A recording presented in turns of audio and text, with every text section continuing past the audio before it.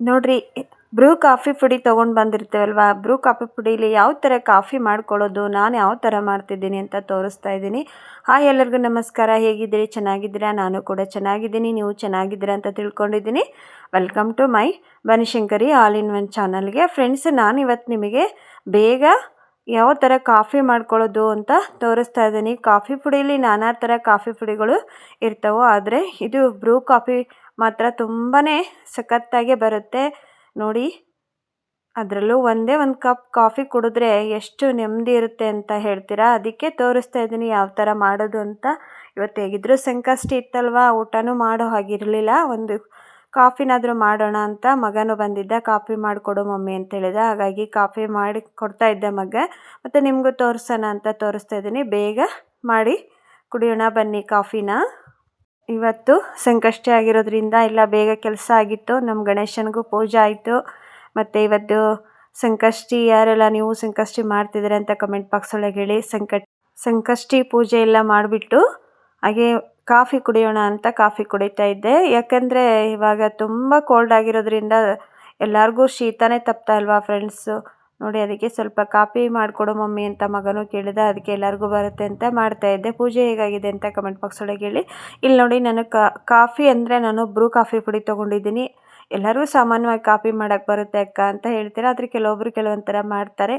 ಆಮೇಲೆ ಕಾಫಿ ಪುಡಿಯಲ್ಲಿ ನಾನಾ ಥರ ಪುಡಿಗಳು ಬಂದಿರ್ತವೆ, ಆದರೆ ನಾವು ಯೂಸ್ ಮಾಡೋದು ಬ್ರೂ ಕಾಫಿ ಪುಡಿನ ಯೂಸ್ ಮಾಡ್ತೀವಿ. ಇದು ತುಂಬ ಚೆನ್ನಾಗಿ ಬರುತ್ತೆ. ಬನ್ನಿ ಯಾವ ಥರ ನಾನು ಕಾಫಿ ಮಾಡ್ತೀನಿ ಅಂತ ತೋರಿಸ್ತಾ ಇದ್ದೀನಿ ನೋಡಿ. ಇವಾಗ ಗ್ಯಾಸ್ ಮೇಲೆ ನಾನು ಒಂದು ಪಾತ್ರೆ ಇಟ್ಟಿದ್ದೆ, ಅದಕ್ಕೆ ಹಾಲು ಹಾಕ್ತಾಯಿದ್ದೀನಿ. ಬರೀ ಹಾಲಲ್ಲೇ ನಾವು ಕಾಫಿ ಮಾಡ್ತೀವಿ, ಜಾಸ್ತಿ ನೀರು ಯೂಸ್ ಮಾಡಿದರೆ ಅಷ್ಟೊಂದು ಚೆನ್ನಾಗಿ ಬರೋದಿಲ್ಲ. ಹಾಗಾಗಿ ನೋಡಿ, ಇದಕ್ಕೆ ಸ್ವಲ್ಪ ನೀರು ಹಾಕಬೇಕಷ್ಟೇ, ಭಾಳ ಏನು ಬೇಡ. ಸ್ವಲ್ಪ ನೀರು ಹಾಕಿ, ಏಕೆಂದರೆ ಎಲ್ಲರ ಮನೆಯಲ್ಲೂ ಅಷ್ಟೊಂದು ಹಾಲು ಇರೋದಿಲ್ಲ ಅಲ್ವಾ.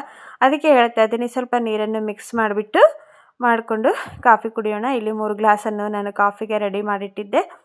ಇವಾಗ ನೋಡಿ, ಸಕ್ಕರೆ ಹಾಕ್ತಾಯಿದ್ದೀನಿ ಫ್ರೆಂಡ್ಸ್. ನಾನು ಇದಕ್ಕೆ 3 ಲೋಟಕ್ಕೂ ಸಕ್ಕರೆ ಹಾಕ್ತಾಯಿದ್ದೀನಿ ನೋಡಿ. ನಮ್ಮ ಹಸ್ಬೆಂಡ್ಗೊಂದು, ನನಗೊಂದು, ನನ್ನ ಮಗೊಂದು 3 ಲೋಟಕ್ಕೂ ಸ್ವಲ್ಪ ಸಕ್ಕರೆ ಹಾಕಿಬಿಟ್ಟು, ನಾನು ಆವಾಗಲೇನು ಕಾಫಿ ಪುಡಿ ತೊಗೊಂಡಿದ್ನಲ್ಲ, ಆ ಕಾಫಿ ಪುಡಿನ ಇದಕ್ಕೆ ಹಾಕಿಬಿಡ್ತೀನಿ.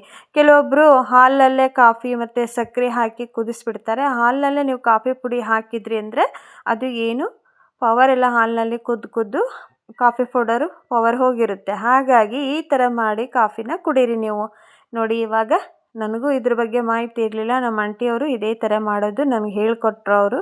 ಹಾಗಾಗಿ ನಾವು ಇದೇ ಥರ ಮಾಡ್ಕೊಂಡು ಕುಡಿತಾ ಇದ್ದೀವಿ. ತುಂಬ ಅಂದರೆ ತುಂಬ ಟೇಸ್ಟ್ ಬರುತ್ತೆ. ಕಾಫಿ ಮಾತ್ರ ಸಖತ್ತಾಗೆ ಬರುತ್ತೆ ನೋಡಿ. ತುಂಬ ಕೋಲ್ಡ್ ಆದಾಗ ನೀವು ಈ ಥರ ಕಾಫಿನ ಒಂದೇ ಒಂದು ಸಲ ಮಾಡ್ಕೊಂಡು ಕುಡೀರಿ ನೋಡಿ. ಇವಾಗ ಕಾಫಿ ಪುಡಿನೂ ನಾನು ಬ್ರೂ ಕಾಫಿ ಪುಡಿ ತೊಗೊಂಡಿದ್ನಲ್ಲ, ಅದನ್ನ ಹಾಕ್ತಾಯಿದ್ದೆ. ಇದು ಲೂಸು ಸಿಗೋಂಗಿಲ್ಲ, ಹಾಗಾಗಿ ಕಾಫಿ ಪುಡಿ ಬ್ರೂ ಮಾತ್ರ 10 ರೂಪಾಯಿ ಪ್ಯಾಕೆಟ್ ಸಿಗುತ್ತೆ, ಮತ್ತು 2 ರೂಪಾಯಿ ಪ್ಯಾಕೆಟು ಸಿಗುತ್ತೆ. ಇವಾಗ ನೋಡಿ, ಸ್ವಲ್ಪ ಹಾಲು ಹಾಕ್ತಾಯಿದ್ದೀನಿ ಅದಕ್ಕೆ ನೋಡಿ. ಒಮ್ಮಿಂದೊಮ್ಗೆ ಇಷ್ಟು ಹಾಲು ಹಾಕ್ಬಿಟ್ರಿ, ಸ್ವಲ್ಪ ಹಾಲು ಹಾಕಿಬಿಟ್ಟು ಮಿಕ್ಸ್ ಮಾಡ್ಕೊಳ್ಳಿ. ಮೊದಲು ಕಾಫಿ ಪೌಡ್ರ್ ಹಾಕಿರ್ತೀವಲ್ಲ, ಅದಕ್ಕೆ ಮಿಕ್ಸ್ ಮಾಡ್ಕೊಳ್ಳಿ. ಕಾಫಿ ಪೌಡ್ರು ಮತ್ತು ಶುಗರೆಲ್ಲ ಮಿಕ್ಸ್ ಮಾಡಿಕೊಂಡು, ಆಮೇಲೆ ಹಾಲೇನು ಕುದಿಯೋಕೆ ಇಟ್ಟಿರ್ತೇವಲ್ಲ ನಾವು, ಹಾಲನ್ನು ಕಾಸೋಕ್ಕೆ, ಆ ಹಾಲನ್ನು ಇದಕ್ಕೆ ಹಾಕ್ಬಿಟ್ಟು ಮಿಕ್ಸ್ ಮಾಡಿಕೊಂಡು ಕಾಫಿ ಕುಡಿದ್ರೆ ಏನು ಹೇಳ್ತೀರಾ ಕಾಫಿದು ಗಮ್ಮತ್ತು ನೋಡಿ. ಇವಾಗ ನಾನು ಆವಾಗಲೇ ಹಾಲು ಕಾಸಿಟ್ಕೊಂಡಿದ್ದೆಲ್ಲ, ಹಾಲಿಗೆ ನಾನು ಅಲ್ಲಿ ಶುಗರು ಏನು ಹಾಕಿಲ್ಲ. ಸ್ವಲ್ಪ ನೀರನ್ನು ಹಾಕಿಬಿಟ್ಟು ಹಾಲು ಹಾಕಿಬಿಟ್ಟು ಹಾಲು ಕಾಸೋಕ್ಕಿಟ್ಟಿದ್ದೆ ಅಲ್ವಾ. ಇವಾಗ ಹಾಲನ್ನು ನಾನು ಇದಕ್ಕೆ ಹಾಕ್ತಾಯಿದ್ದೀನಿ ನೋಡಿ.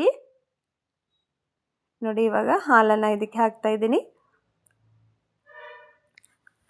ನೋಡಿ. ಬಿಸಿ ಬಿಸಿಯಾಗಿರುವಂತಹ ಕಾಫಿ ರೆಡಿಯಾಗಿದೆ. ನೀವು ಬೇಕು ಅಂದರೆ ಕಾಫಿ ಪುಡಿನ ಜಾಸ್ತಿ ಹಾಕ್ಕೊಳ್ಳಿ ನೋಡಿ. ಇಲ್ಲಿ ಯಾವ ಥರ ಮಂದಗಾಗಿದೆ ಅಂತ ಕಾಫಿ. ನಿಮಗೆಲ್ಲ ಇಷ್ಟ ಆಗಿದೆ ವಿಡಿಯೋ ಅಂತ ತಿಳ್ಕೊತೀನಿ. ನೀವು ಬೇಕಾದರೆ ನೀವು ಕಾಫಿ ಪುಡಿ ಇನ್ನೂ ಜಾಸ್ತಿ ಬೇಕು ಅನ್ನೋದಾದರೆ ಇದ್ರ ಮೇಲ್ಗಡೆ ನೀವು ಕಾಫಿ ಹಾಕ್ಕೊಂಡು ಮತ್ತೆ ನೀವು ರೆಡಿ ಮಾಡ್ಕೋಬೋದು. ಯಾಕಂದರೆ ತುಂಬ ಚೆನ್ನಾಗಾಗುತ್ತೆ. ಈ ಥರ ಒಂದು ಸಲ ಮಾಡ್ಕೊಂಡು ಕುಡೀರಿ. ಕೆಲವೊಬ್ಬರು ಕೆಲವೊಂದು ಥರ ಮಾಡ್ತಾರೆ. ನಾವು ಕಾಫಿ ಮಾಡೋದು ಇದೇ ಥರ ನೋಡಿ. ಹೇಗಿತ್ತು ವಿಡಿಯೋ ಅಂತ ಕಮೆಂಟ್ ಬಾಕ್ಸ್ ಒಳಗೆ ಹೇಳೋದನ್ನು ಮರಿಬೇಡ್ರಿ. ಇವತ್ತು ಸಂಕಷ್ಟಿ ಇರೋದ್ರಿಂದ ಎಲ್ಲರಿಗೂ ಒಳ್ಳೇದು ಮಾಡಲಿ ಆ ಗಣೇಶ ಅಂತ ನಾನು ಕೇಳ್ಕೊತೀನಿ. ವಿಡಿಯೋದಲ್ಲಿ ಏನಾದರೂ ತಪ್ಪಿದ್ರೆ ಕ್ಷಮೆನೂ ಇರಲಿ ಅಂತಲೂ ಕೇಳ್ಕೊತೀನಿ. ಮತ್ತು ವಿಡಿಯೋ ನೋಡಿ ಲೈಕ್ ಮಾಡಿ ಫ್ರೆಂಡ್ಸ್. ಆಮೇಲೆ ಸಬ್ಸ್ಕ್ರೈಬ್ ಮಾಡಿಕೊಂಡು ಚಾನಲ್ಗೆ ಸಪೋರ್ಟ್ ಮಾಡಿ. Banashankari all in one channel ಯಾಗಿರಲ್ಲ ಹಾಗೆ ನೋಡ್ತಾ ಇದ್ದೀರಾ, ಸಬ್ಸ್ಕ್ರೈಬ್ ಮಾಡಿಕೊಂಡು ನೋಡಿ ಅಂತ ಹೇಳ್ತಾ ಇದ್ದೀನಿ. ಮತ್ತು ಲೈಕ್ ಮಾಡೋದನ್ನು ಮರಿಬೇಡಿ. ವಿಡಿಯೋ ಹೇಗಿತ್ತು ಅಂತ ಕಮೆಂಟ್ ಬಾಕ್ಸ್ ಒಳಗೆ ಹೇಳ್ರಿ ನೋಡಿ. ನಾನು ನಿಮಗೆ ಮತ್ತೆ ನಾಳೆ ಬೇರೆ ರೆಸಿಪಿಯೊಂದಿಗೆ ನಿಮ್ಮ ಹತ್ರ ನಾನು ಶೇರ್ ಮಾಡ್ಕೊಳಕ್ಕೆ ಬರ್ತೀನಿ. ಅಲ್ಲಿವರೆಗೂ ಕಾಫಿ ಕುಡಿದು ನಾವು ರೆಸ್ಟ್ ಮಾಡ್ತೀವಿ ರೀ.